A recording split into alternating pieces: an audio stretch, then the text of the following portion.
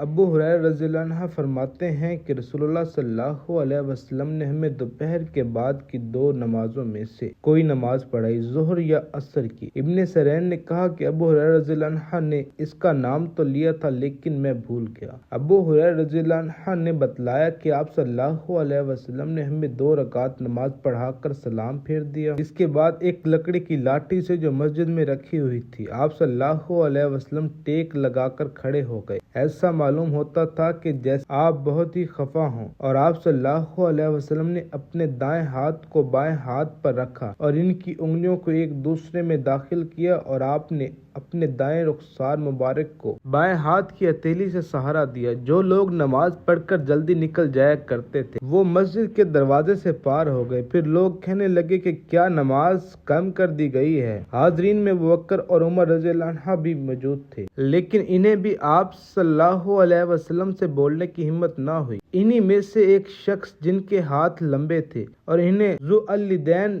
کہا جاتا تھا، انہوں نے پوچھا، یا رسول اللہ، کیا آپ صلی اللہ علیہ وسلم بھول گئے یا نماز کم کر دی گئی ہے؟ آپ صلی اللہ علیہ وسلم نے فرمایا کہ نہ میں بھولا ہوں اور نہ نماز میں کوئی کمی ہوئی ہے۔